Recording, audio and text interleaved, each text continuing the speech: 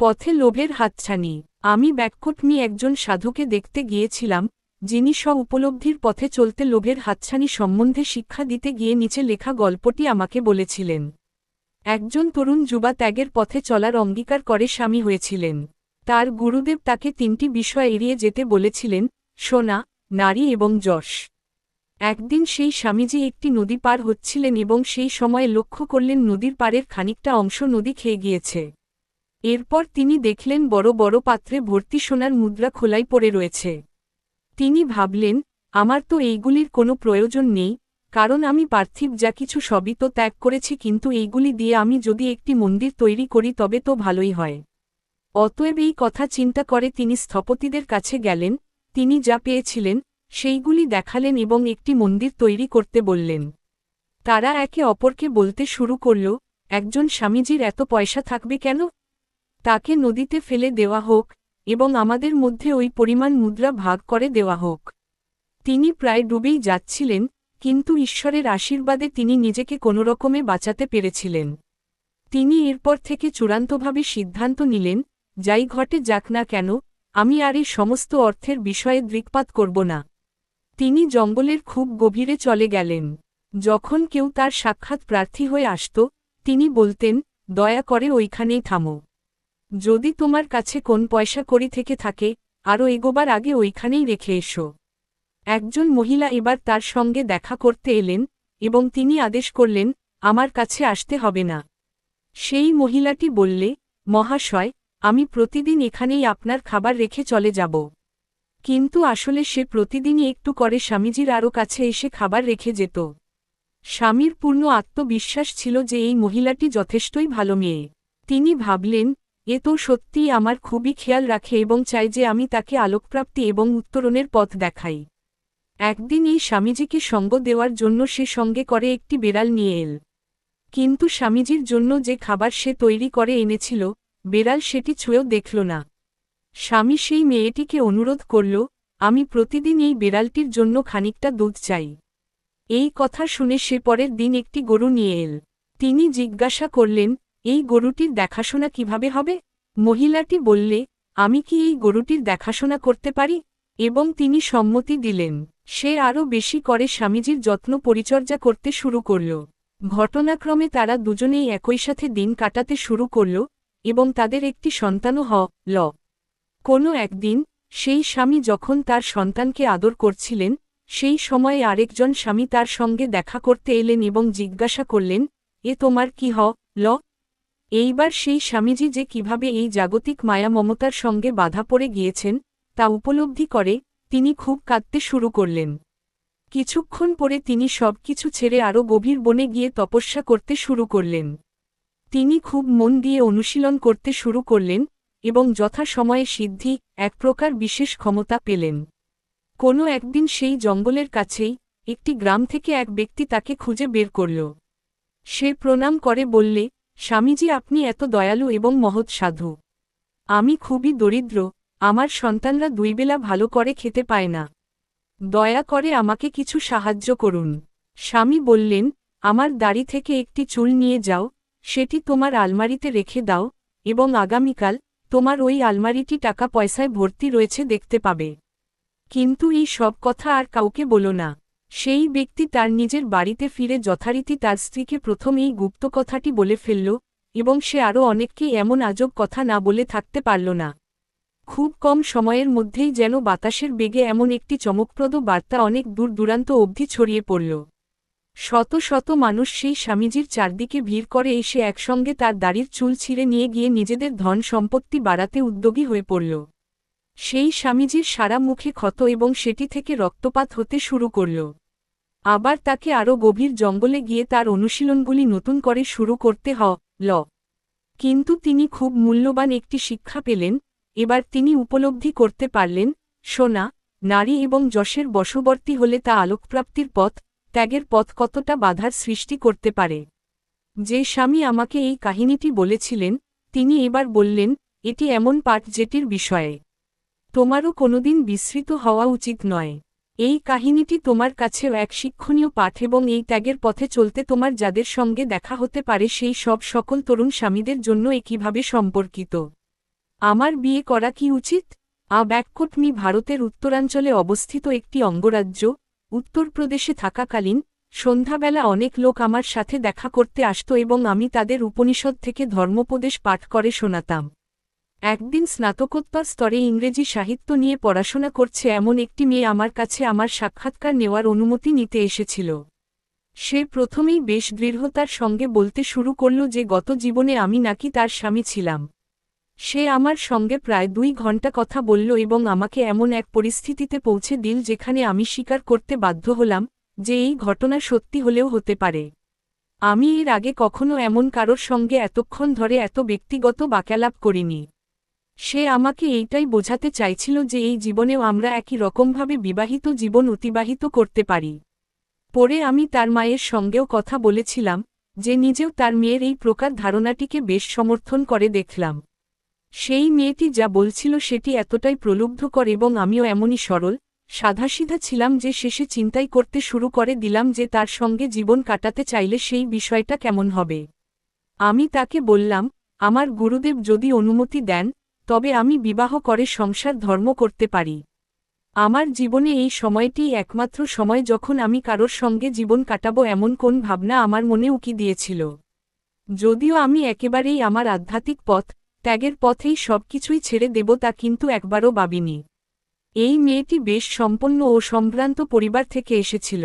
তার অনেক ভাই, বোন এবং আরও অনেক আত্মীয়রা উচ্চস্তরের সরকারি পদমর্যাদায় কাজকর্ম করতেন। তারাও আমাকে বিবাহ করবার জন্য চাপ সৃষ্টি করতে শুরু করলেন।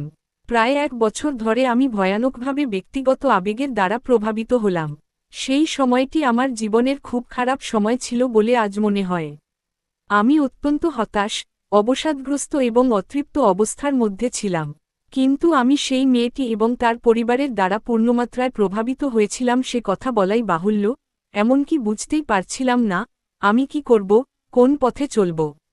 এই অভিজ্ঞতা আমাকে শিখিয়েছিল যে আধ্যাত্মিক পথ চলছে এমন কোনো ছাত্র, যে আবার ত্যাগের পথেও নিজেকে উৎসর্গ করেছে, কি উপায়ে এবং কখন বিরক্ত এবং বিপথে চালিত হতে পারে।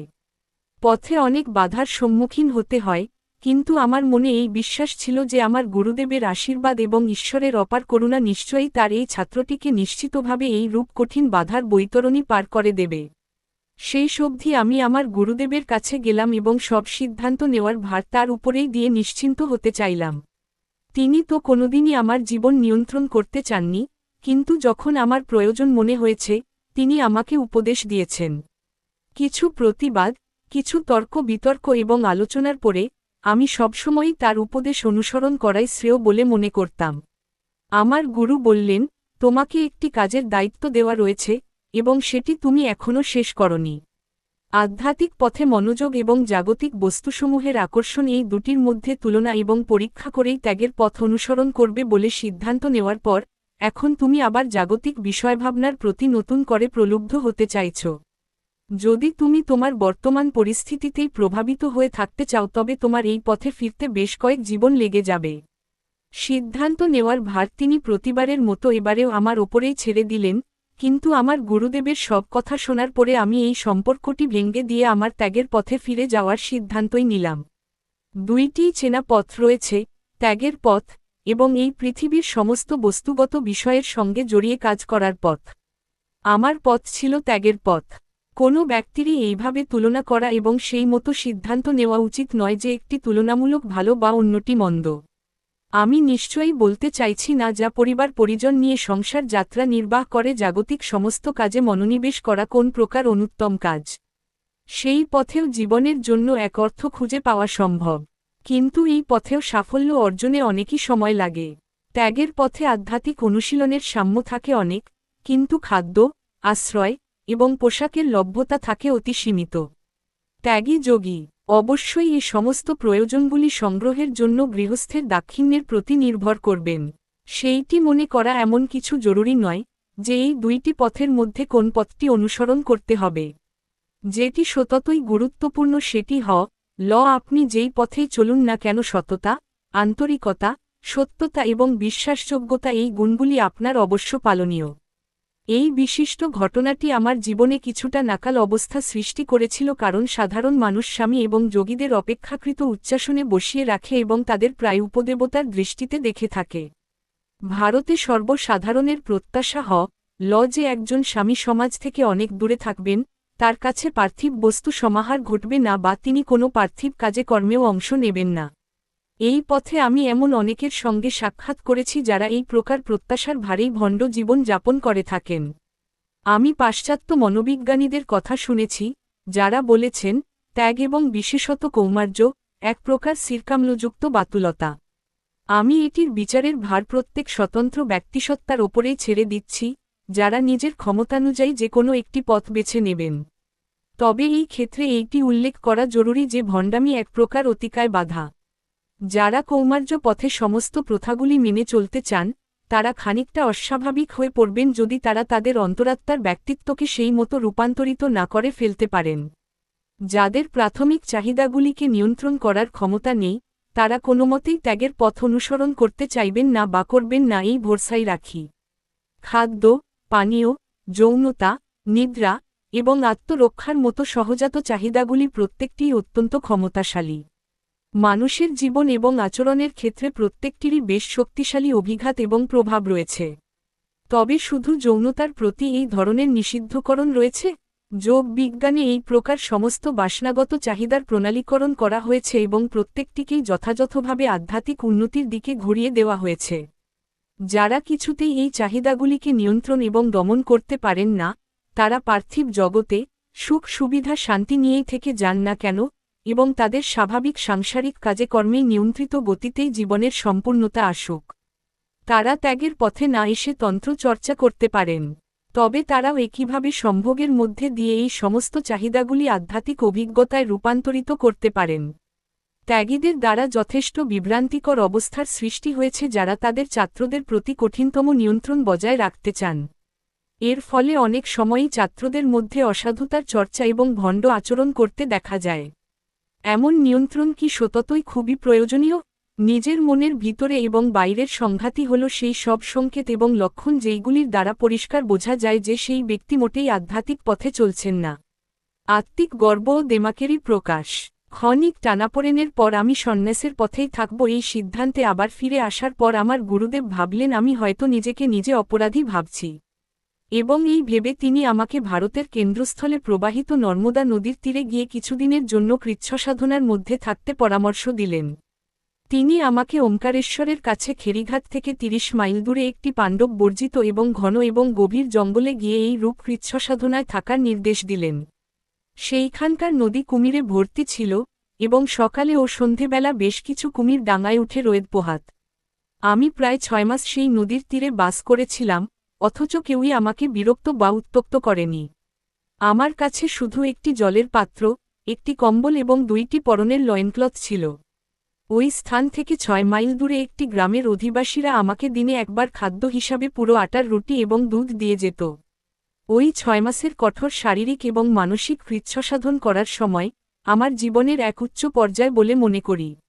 একদিন শিকারীদের একটি বড় দল সেখানে এসে দেখল আমি অমন কুমির পরিবেষ্টিত নদীর ধারে বসে নিশ্চিন্তে তপস্যা করছি, যাদের মধ্যে কিছু কিছু কুমির তো আমার থেকে ঠিক কয়েক গজ দূরেই রয়েছে। আমার অজ্ঞাতেই সেই শিকারীর দলের কেউ একজন আমার ছবি তুলে কোনো এক খবরের কাগজে পাঠিয়ে দিয়েছিল। এর অল্পদিন পরেই নানা খবরের কাগজে আমার সম্পর্কে নানা খবর গল্পের আকারে ছড়িয়ে পড়েছিল। এই সময়েই করবীরপীঠমের শঙ্করাচার্য তার উত্তরাধিকারীর খোঁজ করছিলেন।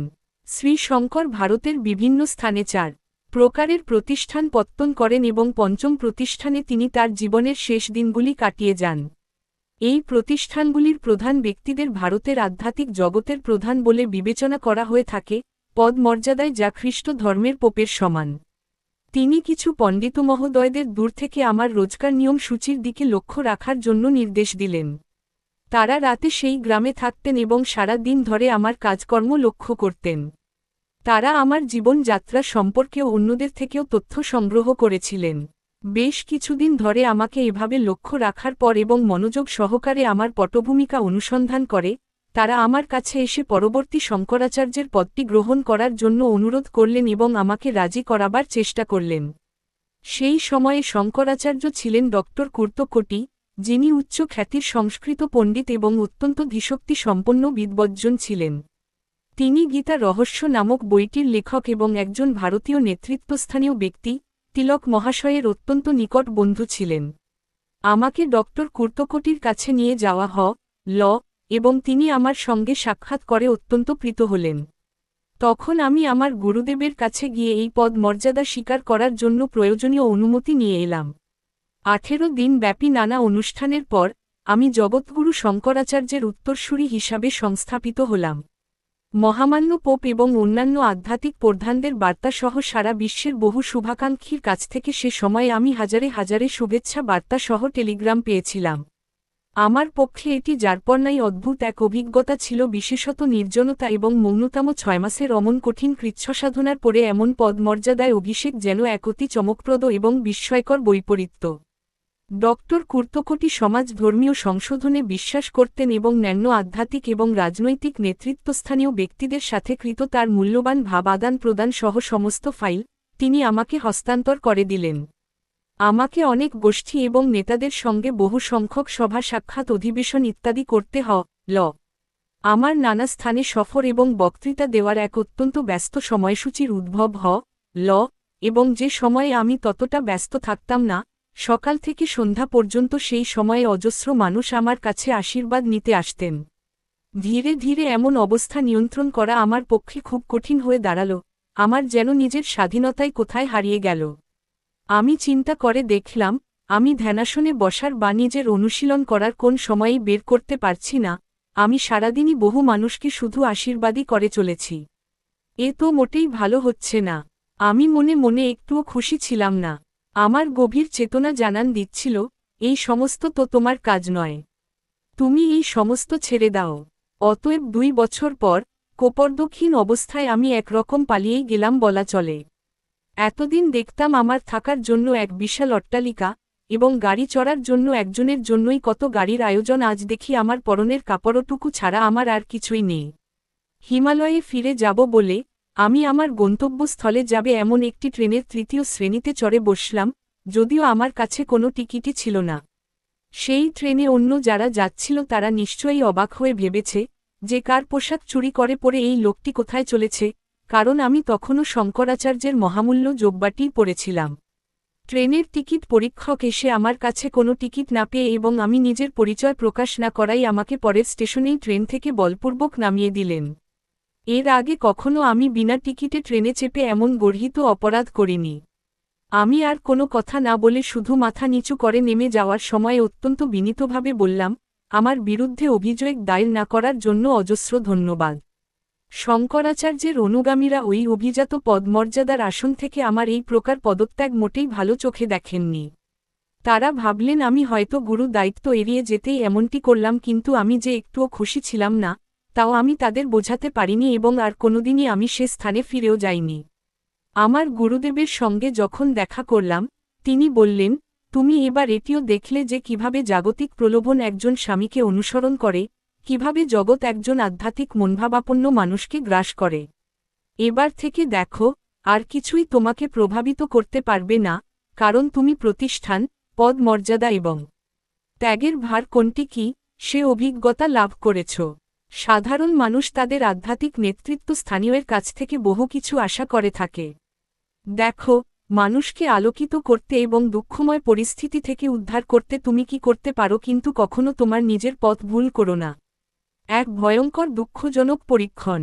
রাদিন ঘাস কেটে, আটি বেঁধে, গরু মোষের খাবার হিসেবে সেই ঘাস বাজারে বিক্রি সারাদিন করেই সংসার চালাতেন এমন এক ব্যক্তি আমাকে খুব ভালো করে চিনতেন। ঘাস কাটা এবং বিক্রি করাই তার জীবিকা ছিল। কিন্তু তিনি ভেবেছিলেন, স্বামী রামা কিছু না করেই কেমন জীবন উপভোগ করছেন।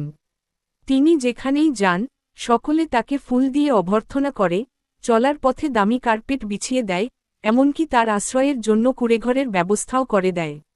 সকলে তার জন্য ঘর পরিষ্কার করে দেয়, খাবার রান্না করে দেয় এবং তার ন্যূনতম প্রয়োজন সম্পর্কেও খেয়াল রাখে।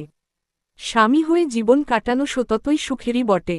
সে তার স্ত্রীকে বলল, আমি তোমাকে একটি পরীক্ষার প্রস্তাব দিতে চাই।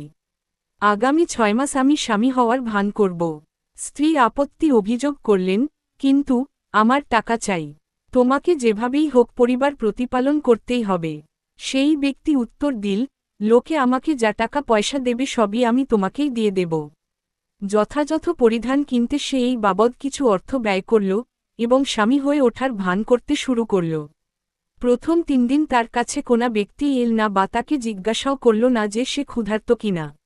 সে বেশ অপমানিত বোধ করলে, কারণ সে দেখতে পাচ্ছিল যে অনেক লোকজন আমার কাছে আসছে এবং আমার সামনে ফল রেখে যাচ্ছে, যদিও আমি কিছুই খাচ্ছিলাম না।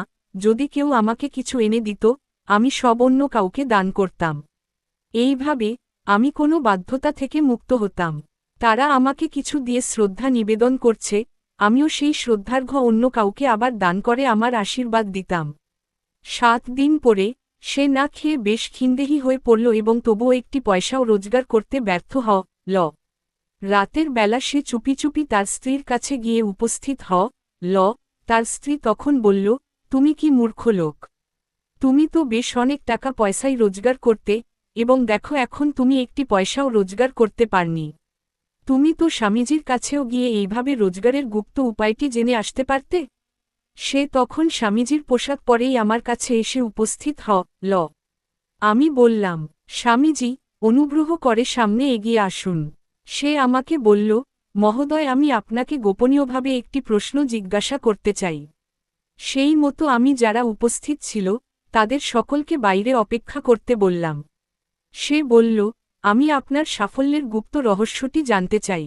আমি উত্তর দিলাম, কিন্তু আমি তো জানি না সফল কিনা। আপনার কি দেখে মনে হল যে আমি সফল হয়েছি? সে উত্তর দিল, কোনো অর্থ না চেয়েই আপনি এত অর্থ পেয়ে থাকেন। এই কুঁড়েঘরটি আপনারই ব্যবহারের জন্য, আপনাকে কোথাও নিয়ে যেতে গাড়ির চালক গাড়ি নিয়ে আসে। কত লোক শুধু আপনার কাছে কিছুক্ষণ সময় কাটাতে আসে। কেন? তখন আমি উত্তর দিলাম, আপনি জানেন, যখন আমি এই সমস্ত দ্রব্য বস্তু চাইতাম, তখন কিছুই পেতাম না। কিন্তু যেই দিন থেকে আমি প্রতিজ্ঞা করলাম, আমার এইগুলির আর প্রয়োজন নেই, তাই আমি আর চাইব না, সেদিন থেকেই আমি এই সমস্ত পেতে শুরু করেছি। মনে রাখুন, স্বামী বিবেকানন্দ যেমন বলে গিয়েছেন, সৌভাগ্য যেন বড় আন্তরিকতাহীন এবং প্রগল্ভ। তুমি যখন এটি চাইবে, সে তোমার কাছ থেকে পালাতে চাইবে, কিন্তু তোমার যদি এর প্রতি কোনোই আগ্রহ না থাকে, তখন সেই তোমাকে তাড়না করে বেড়াবে। বিশ্বের লোভনীয় আকর্ষণ। কোনো এক সময়ে একজন শিক্ষিত যুবক স্থির করলেন যে তিনি সন্ন্যাসী হবেন। সে মনোযোগের সঙ্গে ভালো করে লক্ষ্য করল, কিভাবে স্বামীজিরা কথা বলেন, কিভাবে নিজেদের পরিচালনা করেন। কোন নিয়ম নিয়ন্ত্রণ অনুসরণ না করে, কোনো পথ অবলম্বন না করে, সে শুধু যথাযথ পরিধান এবং বাহ্যিক আচরণ অনুসরণ করে নিজেকে একদিন হঠাৎ স্বামী বলে ঘোষণা করে দিল। একদিন সে হিমালয়ের উত্তরকাশীতে আমার আশ্রমে এসে উপস্থিত হল এবং কয়েকদিন থাকার অনুমতি প্রার্থনা করল। যখনই সে আমার সঙ্গে কথা বলে, আমি লক্ষ্য করে দেখি, সে এক দৃষ্টিতে খালি আমার হাতঘড়িই দেখতে থাকে। কেউ আমাকে বোধহয় এই ওমেগা ক্রোনোমিটার হাতঘড়িটি উপহারই দিয়েছিল। আমি তেমন করে কোনোদিন তাকিয়েই দেখিনি যে এটি সাধারণ ঘড়ি নাকি বিশেষ কিছু লক্ষণযুক্ত খুব দামি ঘড়ি, যেটি সেই যুবকের দৃষ্টি আকর্ষণ করেছিল। যতবারই আমরা কথা বলতাম, প্রতিবারই কোনো না কোনোভাবে সে এই ঘড়িটির প্রসঙ্গ টেনে আনত। সে হয়তো একদিন বলল, ও কি দারুণ সুন্দর দেখতে আপনার ঘড়িটি! কি চমৎকার নকশা! নিশ্চয়ই সঠিক সময় দেয়। এমন করে 3 দিন কাটল। আমি একদিন বললাম, শোনো হে নবীন যুবা, আমি কিছুদিনের জন্য গঙ্গোত্রী যাব। তুমি কি আমার হয়ে এই ঘড়িটির দেখাশোনা করতে পারবে? যখনই আমি আমার কম্বল এবং খড়ম জোড়া হাতে তুলে নিলাম এবং আমার অতিথিকে বিদায় জানালাম, আমি তখনই বুঝেছিলাম যে আমি ফিরে আসার আগেই আমার ঘড়িটি এবং এই ব্যক্তি আশ্রম থেকে চলে যাবে। আমি আসলে গঙ্গোত্রী যাচ্ছিলাম না, শুধু দেখতে চাইছিলাম কি ঘটে। আমি কিছু পরেই ফিরে এলাম, সত্যিই সেই যুবক ঘড়িটি নিয়েই চলে গিয়েছে দেখলাম। পরে যখন আমার ভক্তরা সেই ঘড়িটি কোথায় গেল জানতে চাইল, আমি বললাম, সেটি যথার্থভাবেই ব্যবহার হচ্ছে, আমি ওটি নিয়ে আর চিন্তিত নই। ঘটনাক্রমে 6 মাস পরে আমি হরিদ্বার রেল স্টেশনে এই একই যুবককে দেখতে পেলাম। সে আমাকে দেখে এত বিহ্বল হয়ে গেল, প্রায় ছুটে পালাতেই চাইছিল। সে বলল, মহাশয়, আমি যে ভয়ানক পাপ কাজ করেছি, তার কোনো ক্ষমা হয় না। আমি উত্তর দিলাম, তুমি আমার কোনো ক্ষতি করনি, তোমার তবু যদি মনে হয় তুমি ঠিক কাজ করনি, তবে এমন কাজ আর করো না। এরপরে আমি লক্ষ্য করে দেখি সেই ঘড়িটা তো তার হাতে পড়া নেই। অতএব আমি জিজ্ঞাসা করলাম, সেটি কোথায় এবং কেমন সময় দিচ্ছে? সে আমাকে বলল, আমি তো ওটি বিক্রি করে দিয়েছি, আসলে আমার টাকার দরকার ছিল। তার কিছুদিন পরে সেই ঘড়িটি আবার আমার কাছেই ফিরে এল। যে কিনেছিল সে আমারই ছাত্র, সে ওই ঘড়িটিকে চিনে আবার আমাকেই ফিরিয়ে দিল। আবার আমার সঙ্গে সেই যুবকের দেখা হয়েছিল এবং তাকে আমি সেই ঘড়িটি দিয়েই দিয়েছিলাম। আমি বললাম, যদি এই ঘড়িটি তোমার কোনো কাজে লাগে তবে এটি তুমিই রাখো। প্রথমে সে বুঝতে পারেনি এবং আমি যেমন তাকে দিলাম সে সেইভাবেই স্বীকার করে নিয়েছিল, কিন্তু ক্রমে সে বুঝতে পারল যে তার জানার বাইরেও কোনো জাগতিক দ্রব্যের প্রতি একদম সম্পূর্ণ অন্য এক মনোভাবও কেউ প্রকাশ করতে পারে। এই ঘটনাটি তাকে এতটাই প্রভাবিত করেছিল যে সে পরে আশ্রমে ফিরে আসে এবং আত্মনিয়ন্ত্রণে শিক্ষা নেয়, এবং আজ সে একদমই অন্য মানুষে রূপান্তরিত হয়েছে। অনেক মানুষই কিছু কিছু বিষয়ের মাঝে পড়ে একেবারেই মোকাবিলা করতে পারে না। তারা তাদের নিজেদেরই এই প্রকার সংঘাতের, কামনা বাসনার এবং অভ্যাসের মুখোমুখি হতে ভীত বোধ করে, প্রত্যাখ্যান করে, কিন্তু কিছুতেই ছাড়তে পারে না। তারা অন্যদের কাউকে জানতেও দেয় না যে তাদের এমন কোনো অভ্যাস রয়েছে, বা তাদের আসল রূপের কথা, এবং অবিরত নিজেদের প্রতিরক্ষা ও ভণ্ডামির চেষ্টা করে যায়। কারোর সঙ্গে, হয়তো কোথাও, বা অন্য কোনো সম্পর্কে, আমরা সম্পূর্ণভাবে নিজেদের আসল সত্তার প্রকাশ করতে পারি, এবং এই ধরনের বিহ্বল পরিস্থিতির বীজ পর্যন্ত অপ্রকাশিত রাখা উচিত নয়। এই ধরনের লুক্কায়িত গুপ্ত তথ্য আমাদের উন্নতির পথে বিলম্ব ঘটায়। যা কিছু আমরা নিজেরা সম্মুখীন হতে চাই না, সে সবই অন্যদের ওপর চাপিয়ে দেওয়ার চেষ্টা করি। ধ্যানের সময়ে এই প্রকার বিহ্বলতা ও কামনা বাসনার বিষয়গুলিকে শান্ত মনে চিন্তায় ভাবনায় আসতে দেওয়া উচিত, যেখানে সেই ব্যক্তি এই ধরনের অনুভূতির সঙ্গে জড়িত না হয়ে শুধু লক্ষ্য করবে। এই প্রক্রিয়াতেই ধ্যান মনের স্বাভাবিক অবস্থাকে পুনরুদ্ধার করে প্রকৃত ভারসাম্যযুক্ত জীবনের অপরিহার্য সরঞ্জাম হিসাবে ব্যবহৃত হতে পারে। যারা তাদের ঘর বাড়ি ত্যাগ করে এসেছেন কিন্তু সাংসারিক কর্তব্য এখনও বোঝার মতো তাদের সঙ্গে রয়েছে ছোটবেলা থেকে মনের অনেক গভীরে প্রথিত বিভিন্ন সংস্কার, তাদের ক্ষেত্রে এই ধরনের সংস্কার একেবারে দূরীভূত হতে অনেক সময় লাগে। এর জন্য সৃষ্টিশীল মনোভাব এবং আধ্যাত্মিকতার বীজের অবিরত মানসিক শোষণ জরুরি। মানসিক বিষয়বস্তুর এই প্রকার অবিরাম শুদ্ধিকরণ এবং পরিবর্তন করা সম্ভব হতে পারে যদি কেউ আত্মনিয়ন্ত্রণের পথে চলতে পারে। বহু আধুনিক শিক্ষক মুক্তকণ্ঠে প্রকাশ্যে বলে থাকেন যে নিয়ন্ত্রণ ছাড়াই আধ্যাত্মিকতা এবং ধ্যানযোগ করা সম্ভব। এতে হয়তো যথেষ্ট দক্ষতা সম্পন্ন কৌশলও শুরু করা যেতেই পারে, কিন্তু প্রশিক্ষণ ছাড়া ছাত্রদের নিয়ন্ত্রণ শিক্ষা দেওয়া, আমার মতে অনেকটা যেন জমিতে বিনা কর্ষণে বীজ রোপণ করার মতোই হবে। আধ্যাত্মিকতার পথে আত্মনিয়ন্ত্রণ অত্যন্ত জরুরি একটি বিষয়।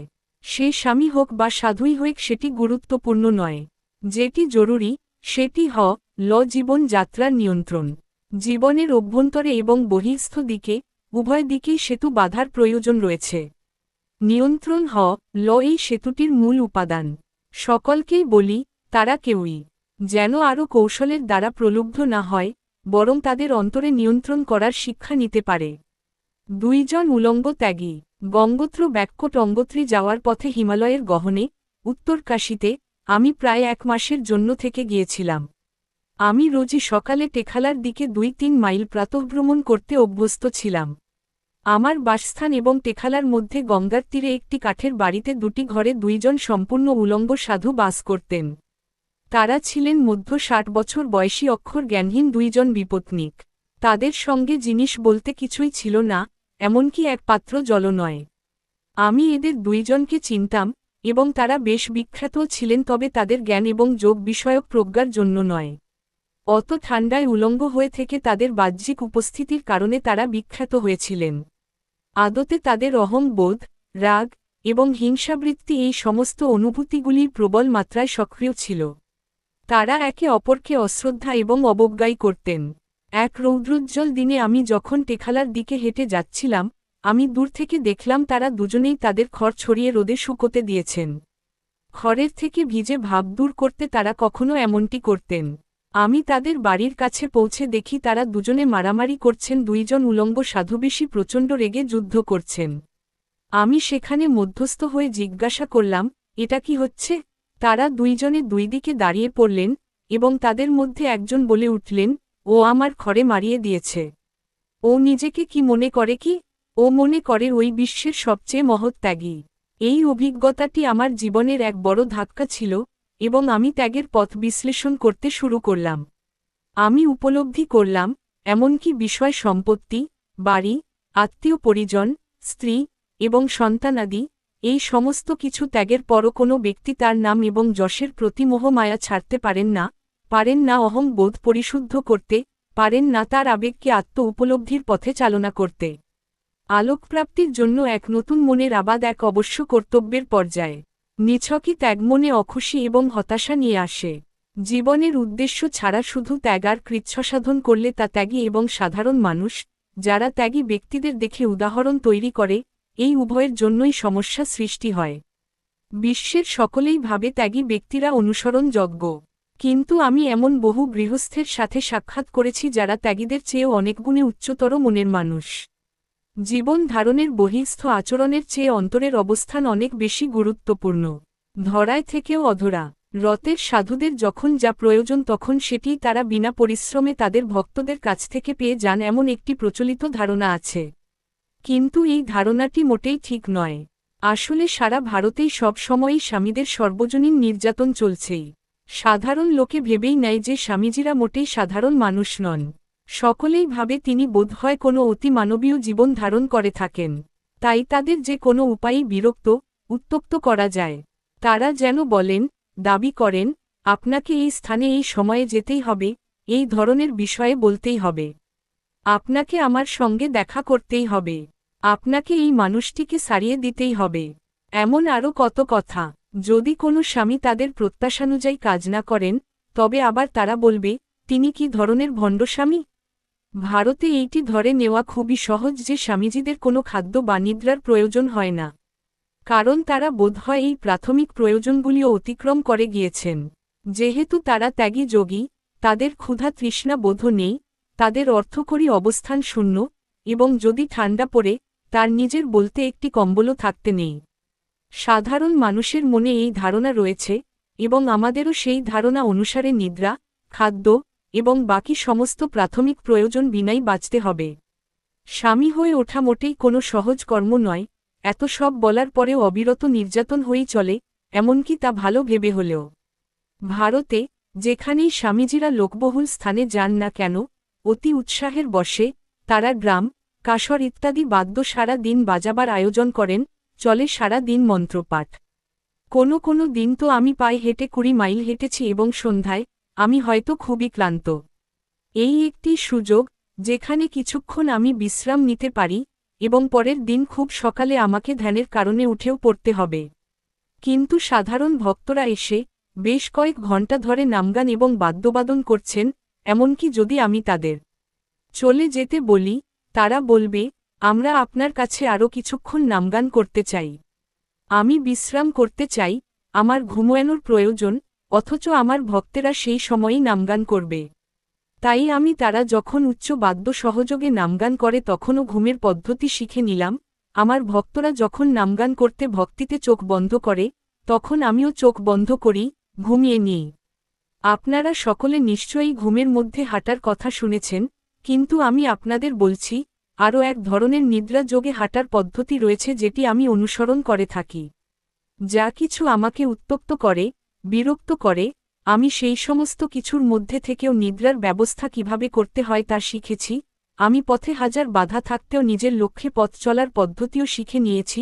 চারপাশে যাই ঘটুক না কেন, আমি না থেমে হাঁটতেই থাকতাম।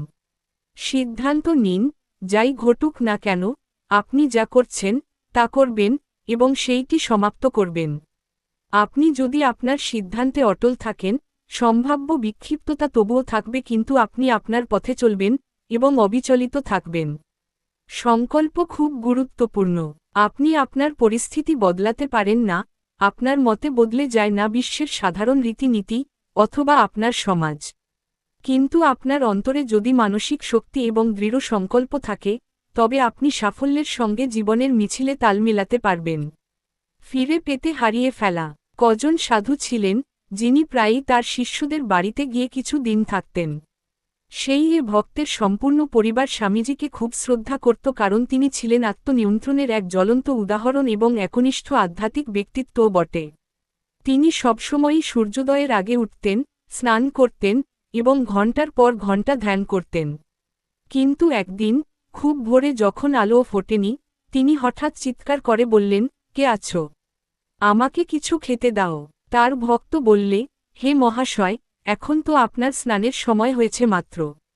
স্বামীজি উত্তর দিলেন, আমি তো বলছি, আমাকে খেতে দাও, আমি ক্ষুধার্ত। তিনি আগে খেলেন, তারপর স্নান করলেন। স্নানের পরে তিনি মলত্যাগ করতে গেলেন এবং তারপর তিনি ঘুমিয়ে পড়লেন। তিনি তার সবকিছুই ওলট পালট করে দিলেন এবং পুরো পরিবার হতাশ হয়ে পড়ল। তারা বলাবলি করতে শুরু করল, তার নিশ্চয়ই কিছু একটা হয়েছে, তিনি আজ উন্মাদ প্রায় হয়েছেন। তার স্ত্রী বললে, আমাদের গুরুদেব তো চমৎকার মানুষ, আমাদের তাকে সাহায্য করা উচিত। এই সব ভেবে তারা চিকিৎসককে ডেকে আনল এবং তাদের বলল, ওষুধের বিষয়ে গুরুদেবকে কিছু বলে তাকে কিন্তু আপনারা বিরক্ত করবেন না, বরং বলবেন, আমরা আপনার কাছে শিখতে এসেছি, দয়া করে মার্জিত এবং বিনীতভাবে বলবেন। চিকিৎসকেরা এলেন এবং ভক্তদের মতোই ব্যবহার করলেন, কারণ তারা এই ভাবতেই অর্থ প্রদান পাবেন। তারা বললেন, গুরুদেব, আপনি কেমন আছেন? কিন্তু তিনি কোনো উত্তর দিলেন না। তারা ভাবলেন, তিনি হয়তো অচেতনাবস্থায় গভীর ঘুমে মগ্ন, কারণ তিনি মোটেই নড়াচড়া করছিলেন না। তাদের মধ্যে একজন তার চোখ দেখলেন এবং সেখানেও কোনো চলন দেখা গেল না। আরেকজন পরীক্ষা করে দেখলেন, নারীর গতি খুবই ধীরে চলছে। একজন অপরজনকে বললেন, আমার মনে হচ্ছে না যে তিনি বেঁচে আছেন। তৃতীয় চিকিৎসক স্টেথোস্কোপ বের করে বুকে লাগিয়ে দেখলেন হৃদস্পন্দন কমে আসছে। অতএব তিনি নিদান দিলেন, তার হৃদযন্ত্র বিকল হতে চলেছে। বাড়ির মহিলাটি কাঁদতে শুরু করলেন, কারণ তিনি গুরুদেবকে তার আধ্যাত্মিক পিতার মতোই দেখতেন। সেই সবধি আমাকে ডেকে আনা হল। যখন আমি বাড়িতে প্রবেশ করলাম তখন তিনি উঠে বসলেন। আমি তাকে জিজ্ঞাসা করলাম, স্বামীজি, কি হয়েছে করছ? তিনি বললেন, তেমন কিছুই তো ঘটেনি, তুমি এই কথা আমাকে কেন জিজ্ঞাসা? আমি তাকে বললাম, বাড়ির সকলেই খুব দুশ্চিন্তাগ্রস্ত হয়ে পড়েছে। তিনি বললেন, আমি সাধারণত দুটি জিনিসের জন্য ধ্যান করে থাকি, কিন্তু আজ আমার অভিভাবকরা প্রাণত্যাগ করেছেন এবং আমি খুবই দুঃখে আছি, তাই আমি ধ্যান করছি না। তার কথা বার্তা বেশ রহস্যময় লাগছিল। আমি জিজ্ঞাসা করলাম, আপনার অভিভাবকদের মৃত্যু হয়েছে? আপনি তো একজন স্বামী, আপনার তো অভিভাবকদের সঙ্গে কোনো সম্পর্ক থাকার কথা নয়। না না, তিনি বললেন, তোমারও তো অভিভাবক আছেন, যখন তারা চলে যাবেন তখন বুঝতে পারবে। তিনি বলে চললেন, আসক্তি ল আমার মা এবং রাগ ল আমার বাবা। তারা উভয়ই আজ প্রাণ ত্যাগ করেছেন, তাই আজ আমার আর কিছুই করার নেই। এখন থেকে আমার আর কিছুই করার প্রয়োজন হবে না। ধ্যান করা আপনার স্বভাব হয়ে উঠবে, যখন আপনি সমস্ত আসক্তি, রাগ এবং গর্ব ত্যাগ করতে পারবেন। তখন আপনাকে আর আলাদা করে ধ্যান করতে বসতে হবে না, আপনার সম্পূর্ণ জীবনই ধ্যানের অঙ্গ হয়ে উঠবে।